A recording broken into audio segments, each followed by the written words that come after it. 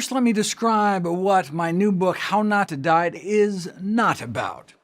If you want to be regaled with success stories and testimonials and before and after pictures, you have come to the wrong place. See, you don't need anecdotes when you have evidence. I wrote this book for those who want the facts, not filler fantasy or fluff. I'm not interested in offering dueling anecdotes, and the last thing we need is more dietary dogma. What I was interested in is the science. When it comes to making life-and-death decisions as important as what to feed yourself and your family, as far as I'm concerned, there's only one question. What does the best available balance of evidence say right now? My goal was to create the oxymoron, an evidence-based diet book. The problem is that even just sticking to the peer-reviewed medical literature is not enough. As concluded a commentary in the New England Journal of Medicine, false and scientifically unsupported beliefs about obesity are pervasive even in scientific journals. The only way to get at the truth, then, is to dive deep into the primary literature and read all the original studies. Right? Who's got time for that, though? There are more than 500,000 scientific papers on the subject, with 100 new ones published every day. Even researchers in the field might not be able to keep track of what's going on beyond their narrow domain. But that's what we do here at nutritionfacts.org. We comb through tens of thousands of studies a year, so you don't have to.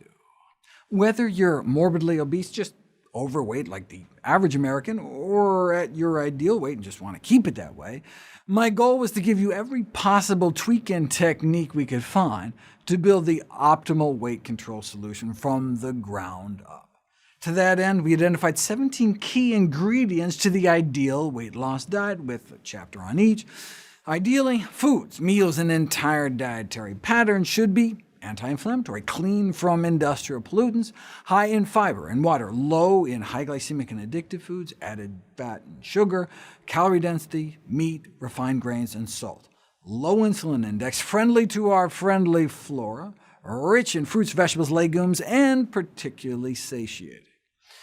No wonder a whole food plant-based diet is the single most successful weight loss intervention without calorie restriction and exercise ever published in the peer-reviewed scientific literature, and proven in a randomized controlled trial. Start packing your diet with real food that grows out of the ground, and the pounds should come off naturally, taking you down towards your ideal weight. OK, so that's what I spent the first half of the book doing, laying out the optimal weight loss diet. Then I spend the second half on all the tools I unearthed to drive further weight loss for any stubborn pounds that remain.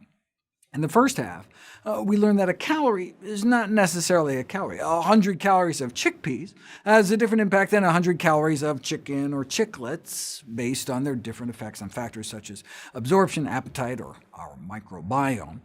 In the second half, I go a step further and show how even the exact same foods eaten differently can have different effects. It's not only what we eat, but how and when. There are specific foods shown in interventional trials to cause you to burn more fat, suppress your appetite, rev up your metabolism, block the absorption of calories, and effectively take away even more calories than they provide. What's more, the context in which we eat matters too. The same number of calories eaten at a different time of day, in a different meal distribution, or after different amounts of sleep can translate into different amounts of body fat. Distinct forms of the exact same foods can be distinctly fattening.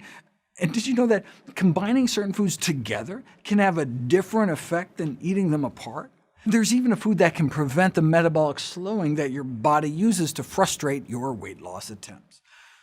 Skeptical? You should be. I was too. I went into this thinking I would just, end up railing against all the gimmicky snake oil nonsense out there and put out, the same kind of standard advice on trimming calories and, hitting the gym. I imagine what would set this work apart would be its comprehensiveness and strict grounding in the science. I figured the book would distinguish itself, but more as a book of reference than revolution. I certainly never thought I'd stumble across some novel weight loss strategy.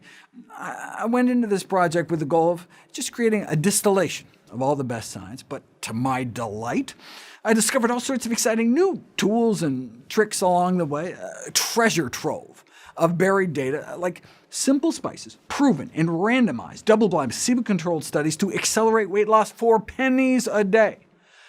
With so little profit potential, it's no wonder these studies never saw the light of day. And I was even able to traverse beyond the existing evidence base to propose a new method to eliminate body fat.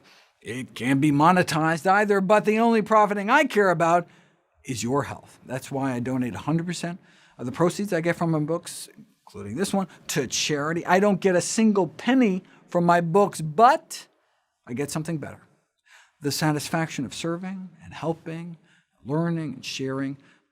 Contact your local library or order it for yourself or for anyone you love.